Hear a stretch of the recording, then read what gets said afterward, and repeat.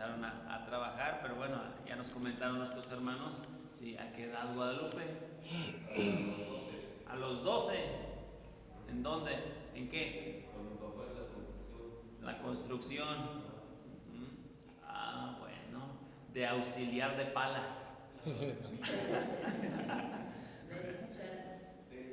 Sí, auxiliar de cuchara. Ok. Bueno, mi esposo me dice que, me comentaba a mí que él a los 10 años empezó a trabajar ordeñando vacas en una lechería. Ay, eso también es bien pesado para los brazos. Sí, De aquí. en una lechería. Sí, a los 10 años, miren nada más. ¿Sí? ¿Y qué vemos hoy en día? Hoy en día no escuchamos mucho eso. ¿Sí? Preguntémosle a nuestros jóvenes, ¿sí? ¿Y quién tiene la culpa de eso? Si no nosotros, quizás como padres, porque en aquel entonces a lo mejor la necesidad le orilló a usted a irse al campo, a apoyar, a ayudar y trabajar. Y hoy en día nos hemos hecho la idea de que no, él está estudiando y su trabajo es estudiar. Y les enseñamos o los preparamos para que un día, ¿verdad?, tengan el conocimiento para ir a desempeñar un trabajo, pero no les enseñamos como tal a trabajar, ¿no? Porque desde muy chicos, no muchos están trabajando, ¿no?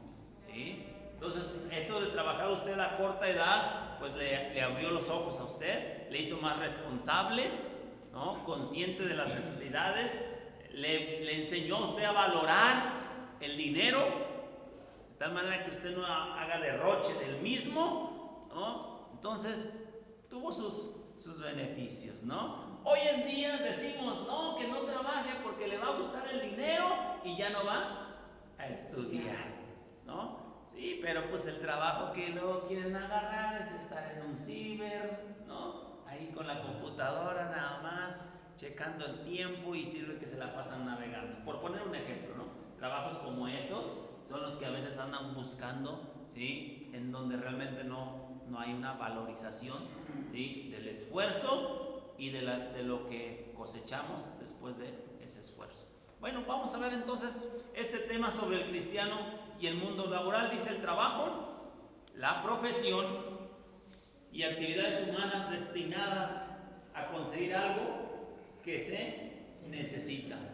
Eso es el trabajo. Toda actividad, ¿sí?, que busca conseguir algo que usted y yo necesitamos.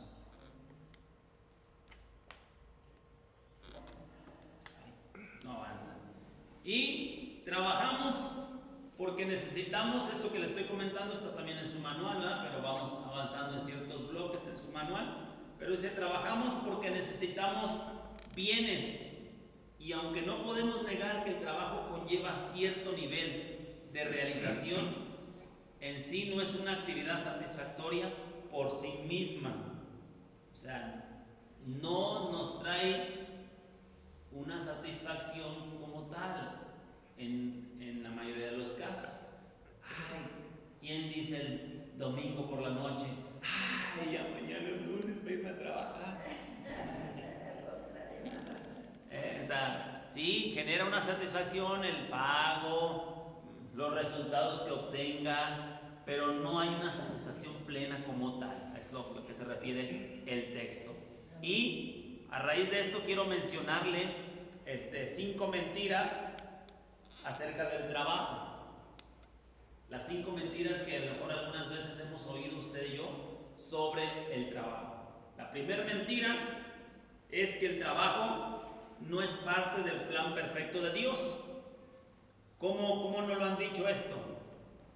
Cuando dicen el trabajo es una maldición. Cuando Dios trata con el hombre y le dice: espinos y cardos te producirá la tierra, y con el sudor de tu frente, y bla bla bla.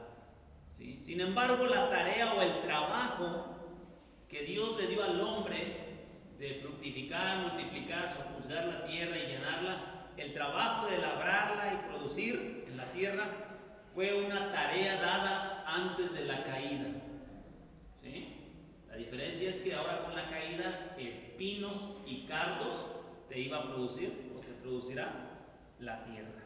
¿Sí? Pero entonces no podemos creer esto, que el trabajo es una maldición, ¿no? Dicho con otras palabras. La mentira número 2 dice: mi trabajo se trata de mí.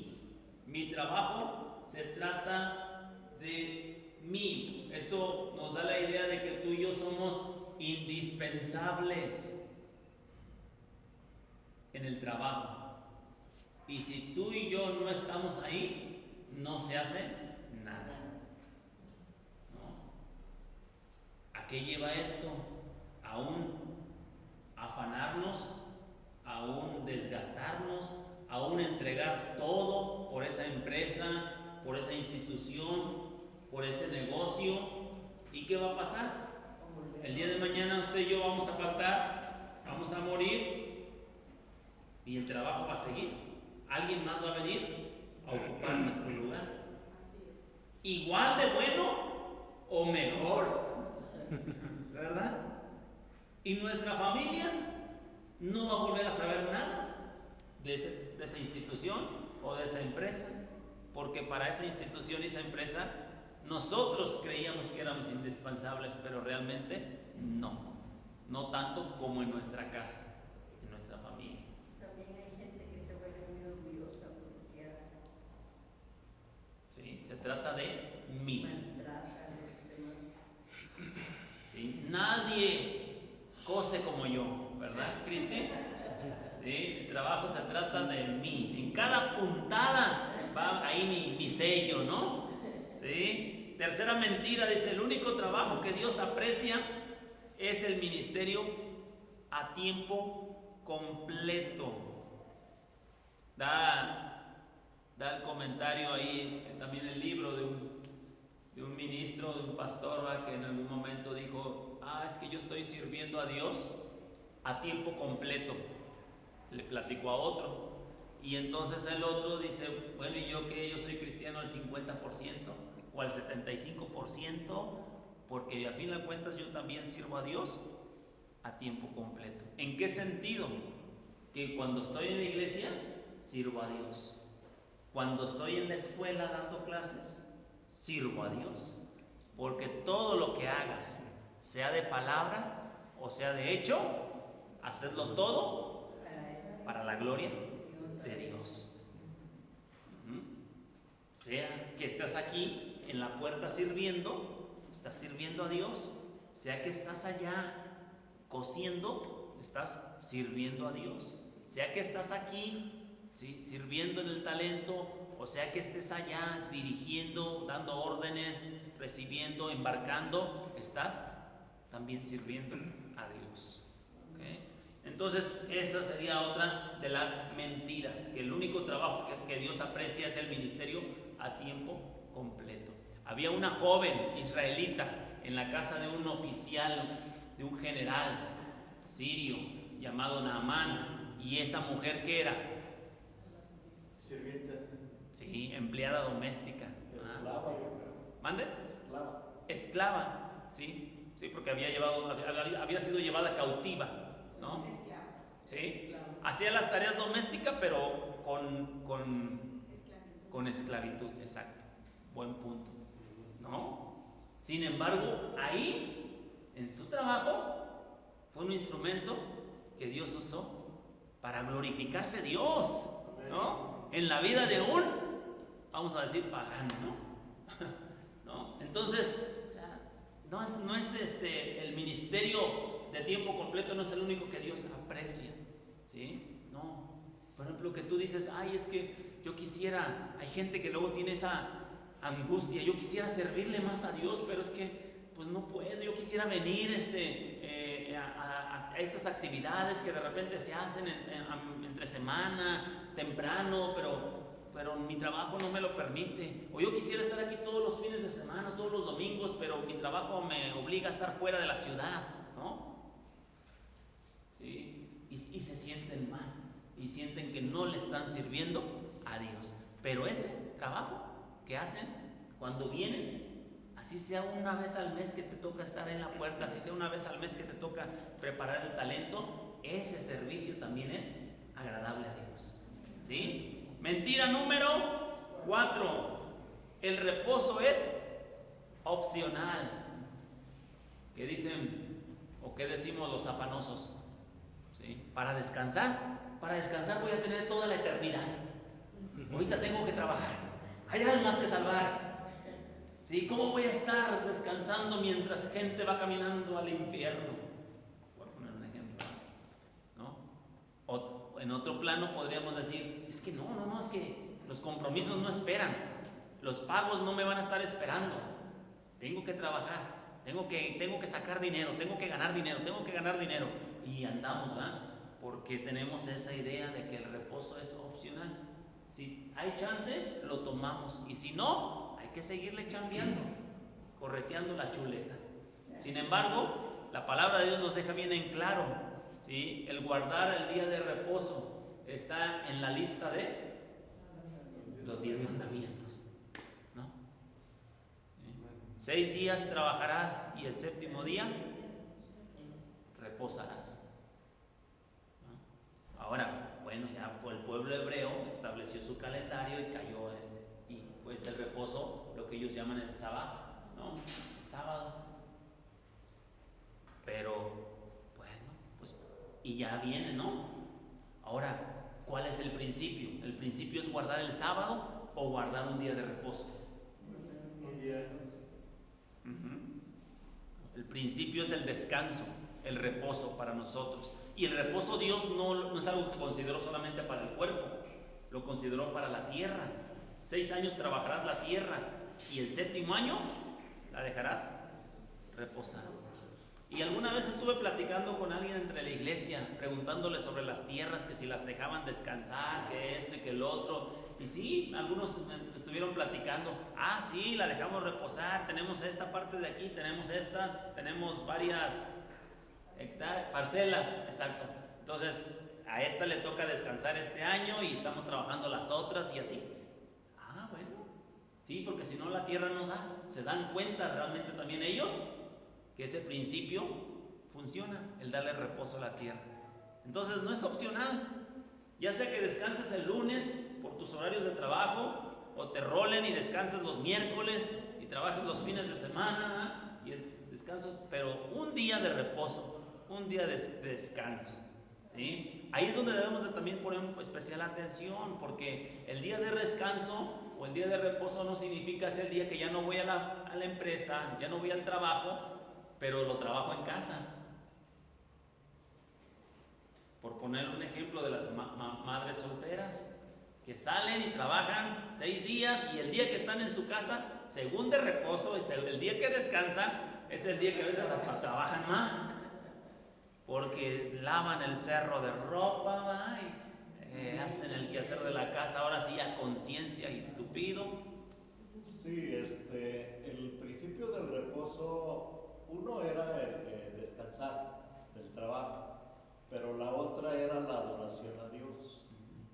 Ahora, una mujer que es madre soltera, que tiene hijos, ella tiene que encargar tareas a los hijos. O sea, no tiene que hacer ella todo.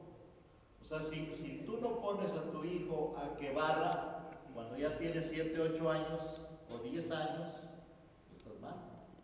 Si no pones a tu hija a que lave cuando tiene 6 años, a lo mejor los calcetines, pues, pero tiene que ir aprendiendo, tienes que derivar tareas a los demás para que ellos también vayan, te ayuda, les enseñas, pero aparte te ayudas tú.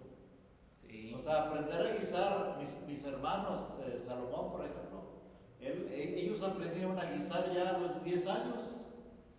Ellos le daban de comer a Margarita cuando era la más chica.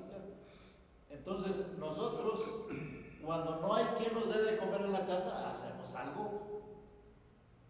Entonces, pero hay personas ya grandes que a veces no saben guisar huevo. Hombres me estoy refiriendo. Bueno, también habrá alguna mujer, pero hombres que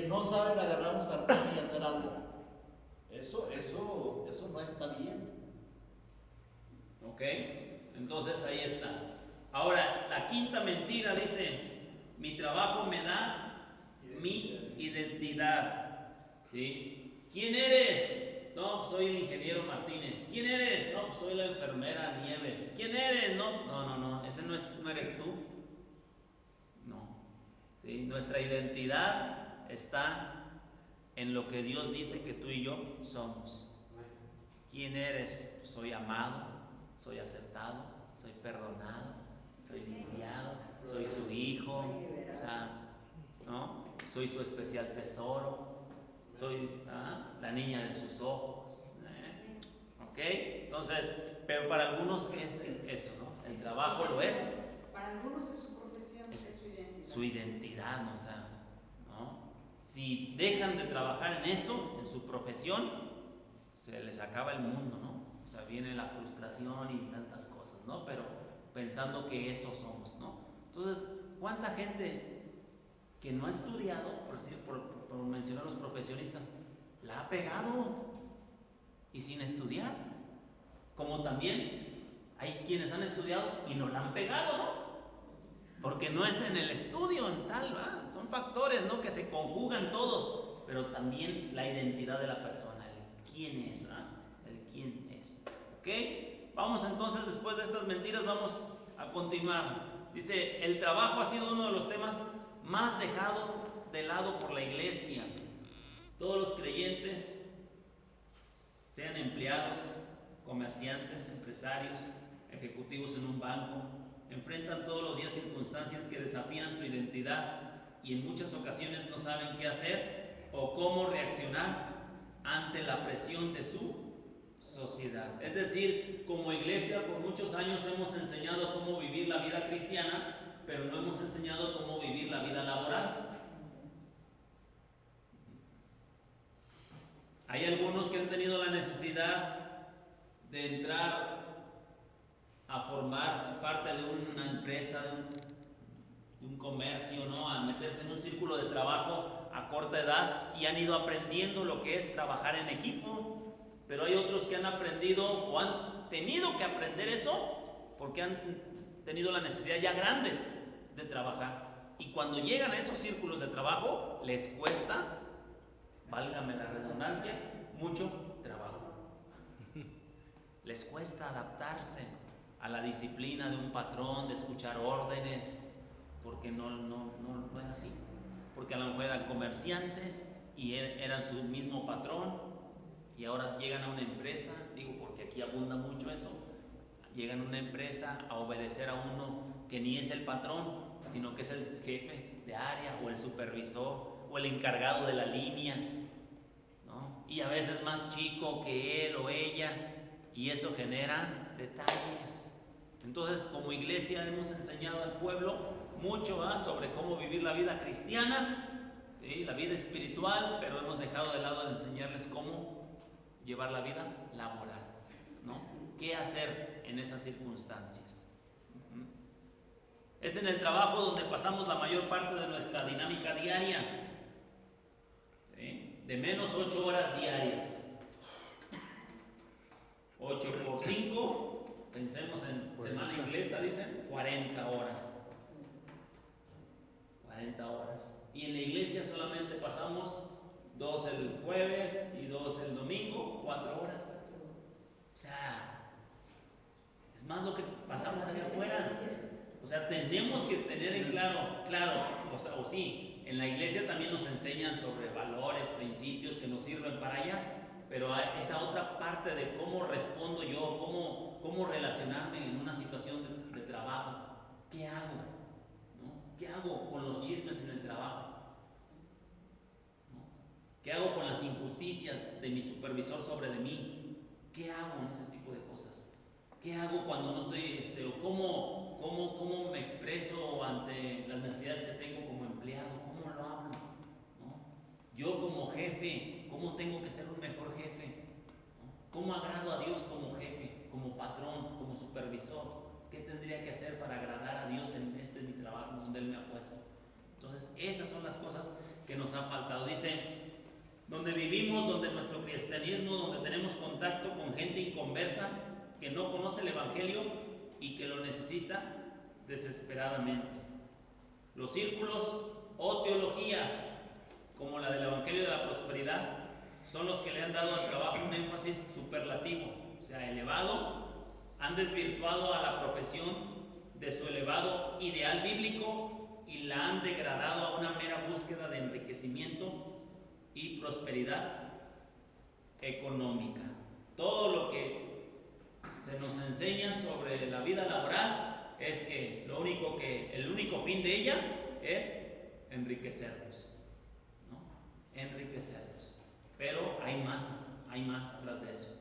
No es únicamente el enriquecimiento. ¿Qué hay de más? Dice, lamentablemente, por varias razones. Primero, porque todos los creyentes trabajamos adicionalmente por la gran cantidad de profesionistas que ahora integran nuestras congregaciones y que cada vez forman parte más importante de nuestros grupos eclesiásticos. En aquellos años, cuando quizás usted y yo nos convertimos, a lo mejor de repente, si teníamos un profesionista en la iglesia, era raro, años, ¿no? ¿Sí? A ver, de los que tienen aquí más años, hermano Constantino, hermana Elsa, hermana Estelita, allá desde el año que se convirtieron, ¿recuerdan algún profesionista en la iglesia? Cuando niños, jóvenes. Cuando jóvenes, enfermeras, una enfermera. Una, toda la Una iglesia. enfermera, y ella era nuestra maestra de escuela dominical. Los jóvenes. Ajá. No era tanto.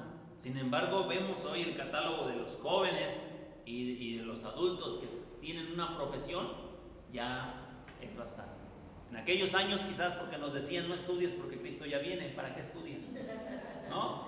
Entonces ni estudiábamos, porque Cristo ya viene, y otros se casaban bien rápido porque como ya Cristo ya viene, pues hasta ahora le hay que casarse antes de que Cristo venga. Y otros ni construían casas, ni pensaban no en la ambición, sino en prosperar, No, pues porque Cristo ya viene. Sin embargo, ya hoy en día es distinto, ¿no? Entonces, debido a eso, Siguiente dice, en segundo lugar, la poca atención a una perspectiva laboral bíblica. Pues es lamentable que por la relevancia que ha tenido en la fe cristiana y sus consecuencias en el mundo moderno. Y finalmente, lo que todos los pastores también sabemos, que el inicio de una vida profesional, y quiero hacer énfasis aquí, desde que comienzan los estudios de su profesión, el inicio de una vida profesional, empresarial o laboral, casi siempre implica un alejamiento y un posterior enfriamiento del cristiano que es profesionista o empresario, con la consecuencia final de la separación casi total de la vida y ministerio, y que finalmente va a afectar a la familia también. ¿Sí? Entonces, digo, qué bueno, ¿no? Qué padre que la industrialización se dio, ¿no? Después de la guerra mundial y todo eso. Y, wow, más trabajo. Qué padre que San Juan del Río es otro. Somos otros. San Juan del Río, a ver, gracias a Dios que no estoy en Escobedo, dirá usted, diré yo, ¿no? Porque Escobedo es otro cantar. O Tequisquiapan, o Cadereyta, y más para allá que nos vayamos, ¿no? Pero San Juan del Río está progresando, está creciendo, sí, ¿a costa de qué? Porque hay un costo que la sociedad está pagando y otro costo que también como iglesia estamos pagando, que algunos comienzan su vida de universitarios y poquito a poquito se van distanciando. La vida profesional y los jala más. ¿Sí? Quería compartir algo, hermano. Sí, yo pienso que la iglesia en general, pues actualmente todavía, no se le ha dado un lugar, pues, al profesionista para servir. Creo que no se ha sabido aprovechar toda la capacidad que puede tener el profesionista. o que puede tener un empresario. En la otra ocasión estaba escuchando unos audios en los que un judío empresario estaba expresando cómo cómo un empresario podía integrarse al servicio de la iglesia, pero no a veces como quiero o algo así, sino para preparar a la gente que estaba dentro de la iglesia e impulsarlos para que ellos se desarrollaran pues como profesionistas, o que tuvieran el ánimo o la intención, o sea, de crecer en el conocimiento. Pero en general creo yo, o sea, que el profesionista actualmente en la iglesia, vamos a decir aquí en México, no se le ha sabido aprovechar y no tiene un lugar de cómo servir pues. Claro. Ahora la lección hace énfasis en que usted y yo servimos en la iglesia y servimos también en lo que hacemos allá afuera, a través de nuestro trabajo. Pero entiendo esa postura que dice el hermano, el punto que marca, que con lo que tú has aprendido allá, ¿no? Lo que la Babilonia te ha enseñado, por tomar el contexto de Daniel, Ananías, Misael y Azarías, lo que aprendieron allá, lo que hayas aprendido, lo que te han enseñado, lo que el mundo te ha dado de preparación, ¿cómo lo vas a poner al servicio del reino de Dios? Entonces necesitamos encontrar esos espacios o crear los espacios en los cuales la gente que tiene carrera, que tiene profesión, que tiene oficios, puede desarrollarse. Vamos con el siguiente. Pablo le dice a los tesalonicenses, ahí en la primera carta, capítulo 4, versículo 11, le dice de la siguiente manera: y que procuréis tener tranquilidad y ocuparos en vuestros negocios y trabajar con vuestras manos de la manera que os hemos mandado. Fíjense, en la iglesia de Tesalónica había gente que estaba metida en eso, y Pablo tomó espacio para dar una palabra a estas personas, ¿no? Y en lo referente a su vida laboral. Los apóstoles también consideraban como una parte fundamental de su doctrina orientar a la iglesia en lo que se refiere a la vida laboral, con base en los principios que emanan de la palabra de Dios. Vamos ahora con el concepto bíblico del trabajo. Y aquí es donde vamos a ir respondiendo algunas o refutando algunas de esas mentiras que mencionaba hace ratito. El trabajo es un privilegio del hombre que emana de haber sido creado a la imagen de Dios. Nuestro Dios es un Dios ¿qué? Un Dios creador. Y usted y yo fuimos hechos a imagen y semejanza de Dios. Entonces usted y yo también somos personas con creatividad. Algunos la tenemos muy escondida, ¿no? Pero tenga fe.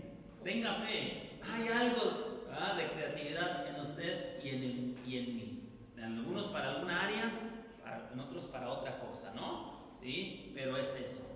Y que tenía como fin el administrar y cuidar el mundo que Dios había formado. Que incluía un periodo constante de labores, alternado con uno de descanso y de recreación, ¿sí? Que es parte del plan y dinámica de Dios para que el ser humano disfrute de la recompensa de su labor. ¿Sí? Entonces el reposo era necesario, el descanso, ¿sí? Para recrearse en sus labores, o sea, disfrutar del fruto de sus labores, y también, como dijo nuestro hermano, ese era el tiempo de dedicación a Dios. Ahora, y aunque el mandamiento es dado a un trabajo que se basa en la actividad agrícola, ganadera, ¿sí? El problema surge cuando el hombre se corrompe, ya que la caída del ser humano afectó por consecuencia todas las áreas de la actividad, de su actividad, llevando incluso el hombre siempre a la actividad de trabajo como un medio para rebelarse contra Dios, ¿sí? Para a través de ello alejarlo de Dios, ¿sí? yendo tras la prosperidad y la bendición. Entonces tenemos que encontrar la dirección correcta, la dirección bíblica respecto a esto, para poder ejercer nosotros una profesión siempre dentro de los parámetros que Dios ha establecido. Cuando los profesionistas gradúan, les hacen un juramento, ¿no? El juramento de que vas a ejercer tu profesión. Es el juramento de un filósofo, ¿no?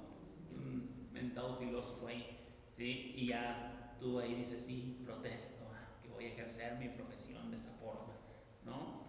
Pero bueno, más que ese juramento dado ese día de tu toma de protesta, ¿sí? Es lo que Dios demanda de ti y de mí como profesionistas, porque a través de eso también lo agradamos, ¿sí? Y viene aquí lo que le mencioné hace ratito, dice, el autor menciona que escuchó a Patricio McGrath, que es uno de los directivos de esta fraternidad, mire, de esta asociación, grupo, Fraternidad de Compañías Cristianas Internacional.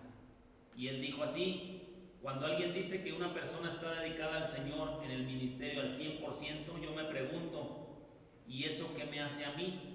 ¿Me convierte a mí en un cristiano del 50% o un cristiano del 75%? Creo firmemente que yo también soy un cristiano de tiempo completo, pero siempre ejerciendo mi ministerio desde mi profesión.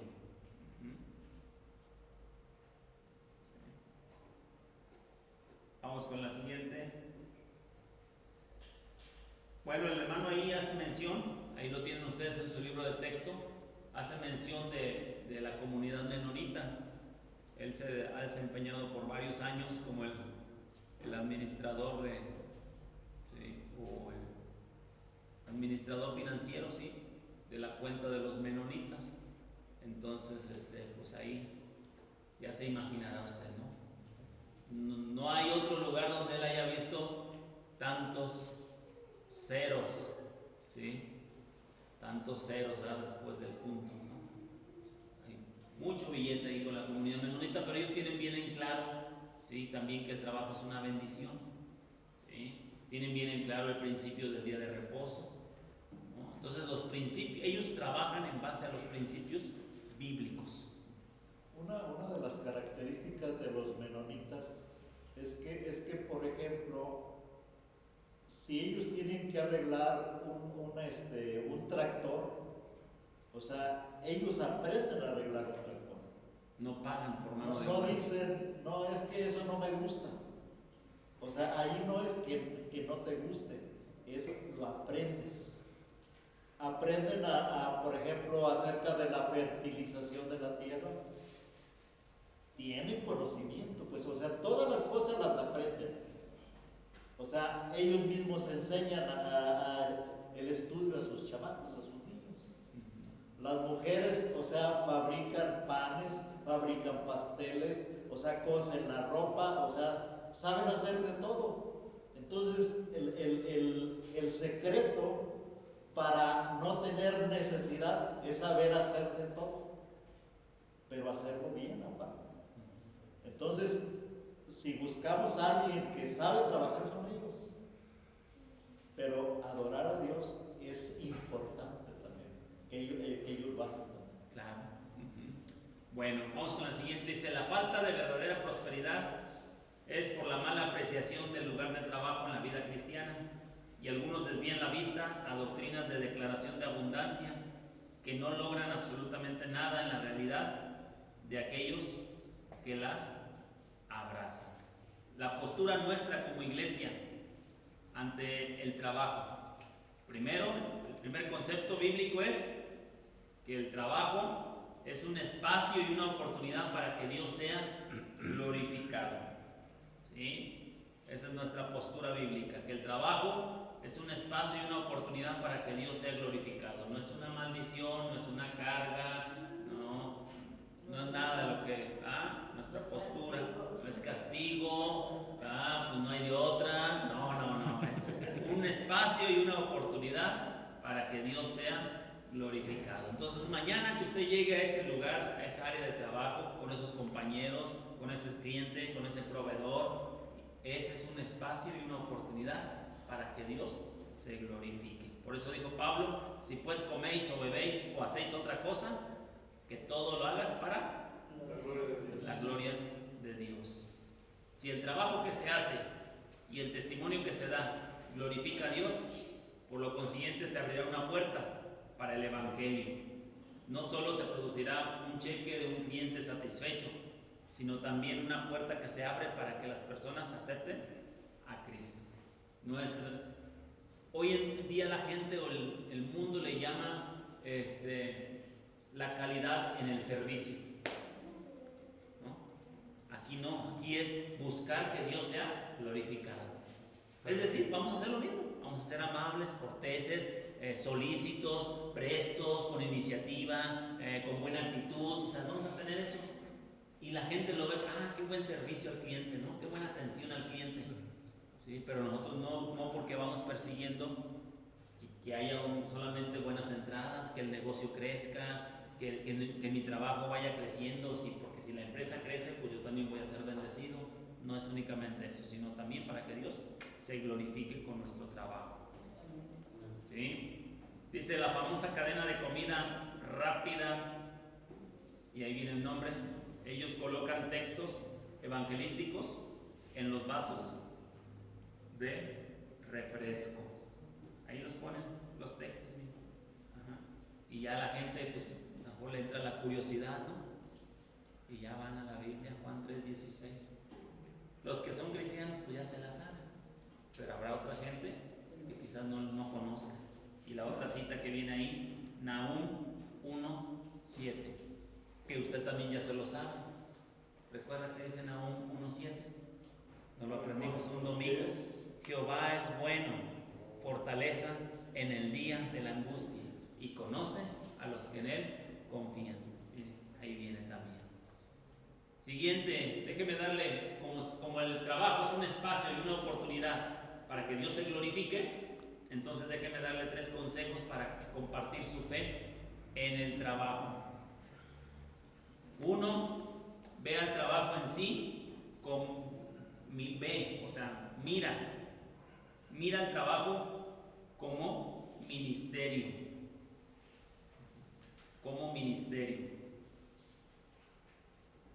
Número 2, sé paciente.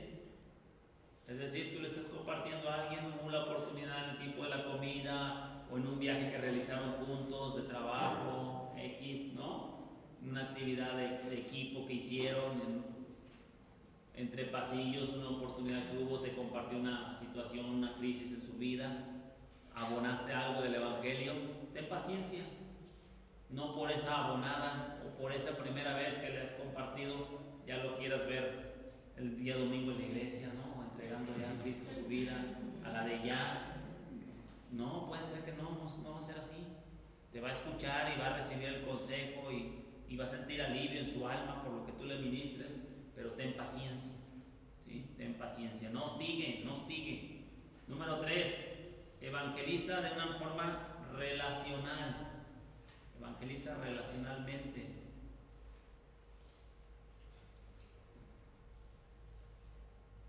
Porque nosotros algunas veces somos tan santos que vamos al trabajo, llegamos a nuestra área, apretamos el botón que nos toca aplanar, ¿sí? Y nada más. Y no cruzamos palabra con la gente, ¿no? No, porque hablan maldiciones. No, tampoco él, porque cuenta chistes en doble sentido. No, que tampoco, porque nomás se le queda viendo a las mujeres. Y ya nomás termina la jornada de trabajo y se va. O viene la hora de la comida, agarra su lonche y se sienta en una mesa aparte. ¿No? Se aísla. No, evangeliza relacionalmente. Relaciónate. ¿Qué pasó? ¿Cómo estás? ¿Cuánto tiempo tienes aquí? No, pues tanto. Ok. Está bien. ¿Y qué te ha parecido a ti tu trabajo? ¿Te gusta el área en que estás? O sea, empieza. ¿Sí? Si generamos relaciones, primeramente de compañeros de trabajo, posteriormente ya de conocidos, después de amigos, entonces la gente se va a ir abriendo más para que tú puedas compartirlo, ¿no? Pero si quieres llegar a la primera y cortar cabeza, no, así nada más no. También nuestra honestidad, miren nada más, nuestra honestidad va a abrir puertas al Evangelio. Nuestra puntualidad, aleluya. Sí, los cristianos se distinguen por ser puntuales. Gloria a Dios por esos 2 amenes, 3 amenes. ¿Sí? Y no porque ahí van corriendo, ¿verdad? Porque, ay, con permiso, porque ya va a checar. Y llegan corriendo, ¿verdad? Para checar, ¿no? No, hombre, yo recuerdo, le platicaba por ahí a alguien que cuando estaba trabajando en el CONALEP, sí, teníamos el detector ese de iris, ¿no? No, yo tenía que llegar 30 minutos antes de mi hora de ingreso, porque yo cada vez que me paraba, no detecta.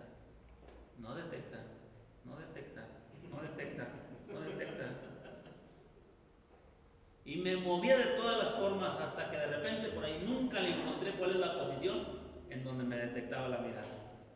Entonces no me quedaba de otra. Fue una forma en que el mismo checador me obligaba siempre a llegar media hora antes, no 5 minutos antes.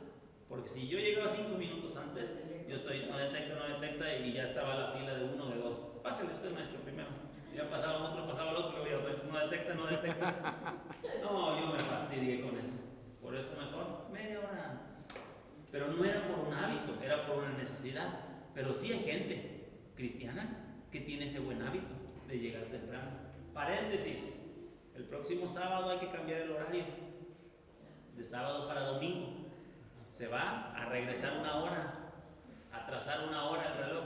Los que llegan tarde, así déjenlo. No hagan cambio. En el amor del Señor se los digo.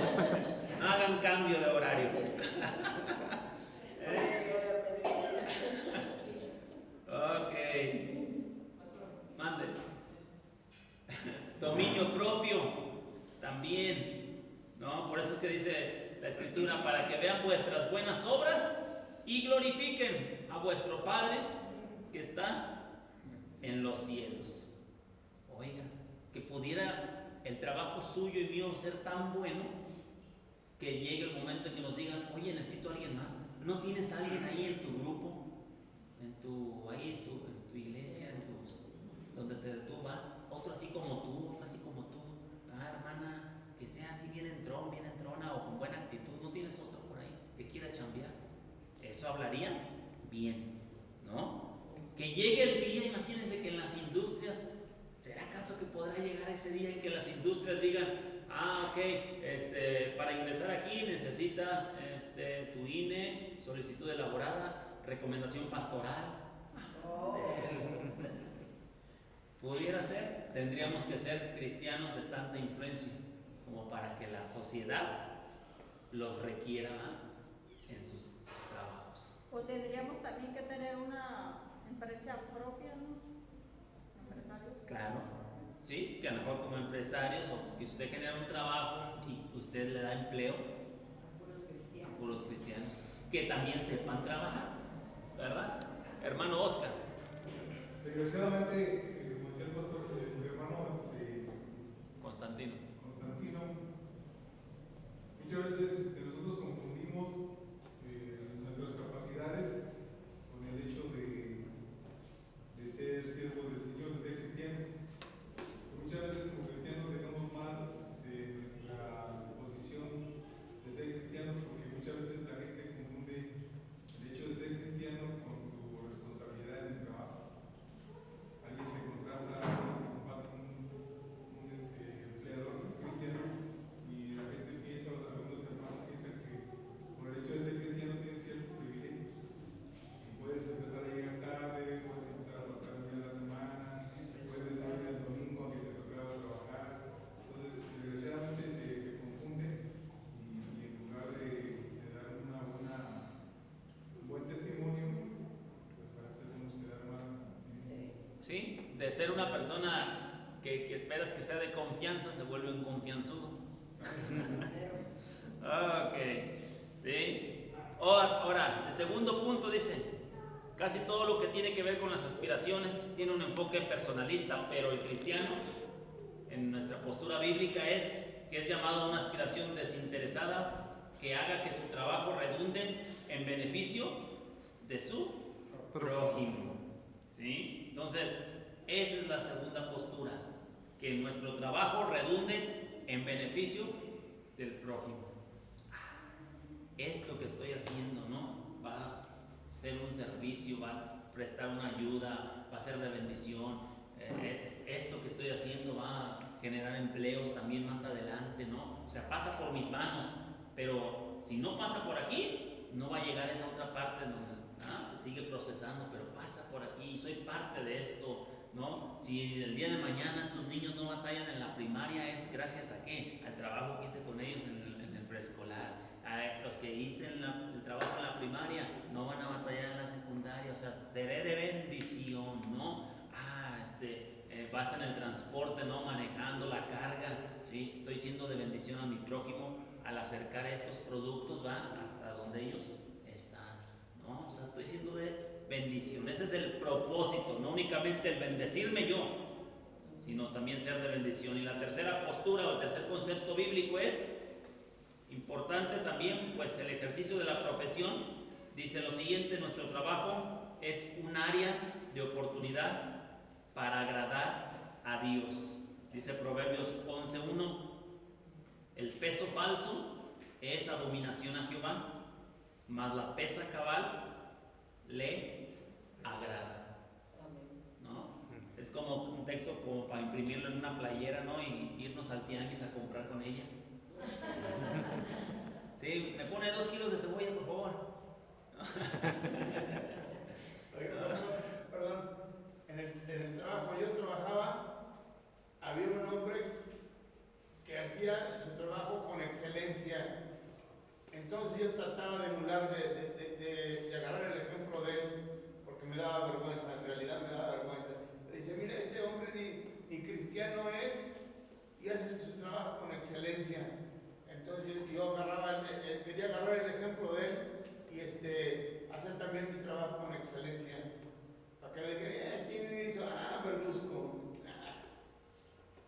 No, pues también el de Verduzco también sale bien el trabajo, ¿verdad? Que se ve ahí el sello, ¿no? Sí. La calidad. Entonces uno sí, también yo creo que si un cristiano hace un buen trabajo, los demás van a decir, oye, yo también puedo hacer el mismo trabajo que él. No, o sea, no nada más sobresaliendo a uno, sino tratando de que los demás agarren el ejemplo de uno, no como cristiano. Inspirar. Sí. Hombres como Moisés, Gedeón, David, Eliseo, Daniel, Amós, Mateo, Pedro y Andrés, Juan, Jacobo, fueron llamados por Dios precisamente en medio del ejercicio de su profesión u oficio. Seguramente que ese fue el factor que agradó a Dios para que los eligiera al ministerio. Miró su trabajo, su dedicación, su sentido de responsabilidad. Pablo también, constructor de tiendas. La preparación, exacto. Todo lo que se preparó y se formó y no sabía ni para qué, ¿verdad? Pero Dios, que tenía toda la película, sabía en qué momento iba a requerir y ocupar todo eso, ¿no? Entonces, sí, de igual forma, Dios nos mira a cada uno de nosotros en el trabajo en el que estemos haciendo. Dios ha levantado evangelistas muy sonados y de gran nombre en Europa en los años del avivamiento de Escocia y de allá. Eran plomero, uno de ellos era plomero, y Dios lo levantó como un evangelista para multitudes, y era un plomero, ¿no? Pero ahí, con todo eso, porque Dios mira lo que tú y yo estamos haciendo, ¿sí? Hay un libro por ahí, creo que se llama 12 hombres comunes y corrientes, de John MacArthur, para aquellos que son gustosos de la lectura. 12 hombres comunes y corrientes habla mucho sobre la vida de cada uno de los 12 discípulos. Es decir, Pedro era de oficio pescador. Ajá. Entonces, Dios utilizó lo que era su oficio para usarlo para pescar almas. Juan dice la escritura que cuando el Señor lo llamó, estaba con su padre remendando las redes. Un restaurador, devolviendo las cosas a la utilidad. Es decir, Dios lo usó a Juan para restaurar relaciones dentro de la iglesia, o sea, mucho de lo que estás haciendo en lo secular, llamémoslo así, ¿no?, es lo que Dios va a usar. Sí, o sea, entonces ya nada más está de que tú y yo, pues soy costurera. ¿Qué de esto es lo que Dios? Bueno, soy enfermera. ¿Qué de esto? O sea, sí, o sea, el tener el tacto para acercarte a las personas, no sé, o sea, pero usted y yo tenemos que ir en el descubrimiento de qué de lo que estamos haciendo en lo laboral, por qué Dios nos escogió y nos quiere ahora en su obra, en su reino, qué de eso es útil aquí, cómo, bueno, pues de esta manera, ¿ok? ¿Sale? Quiero que avancemos, ¿sí? Hasta donde quiero terminar con esto de cómo elegir tu próximo trabajo. No que usted esté pensando cambiar de empleo, pero ¿cuáles serían la dirección que usted y yo tomamos o las cosas a considerar si queremos cambiar de trabajo? A lo mejor todos pensamos en que si quiero cambiar de trabajo tengo que irme a un trabajo donde gane más dinero. Sería como que el común de todos pensar en eso. Donde tenga más prestaciones. ¿No? Puede ser. Entonces, pero ahora vamos a considerar otras cosas, ¿no? Quiero que vayamos viendo, ¿no?, otras cosas. Y esto se los voy a compartir para los jóvenes, para que ellos vayan teniendo una visión también de cómo proyectarse en lo laboral. La primera pregunta que tendrían que hacerse es: ¿puedes llevar a cabo todas las partes de ese trabajo, todas las tareas de ese trabajo, para la gloria de Dios? Es decir, en formas que destaquen su valor superior sobre todo lo demás, que lo que tú vas a hacer ahí, todas las tareas que vas a realizar ahí,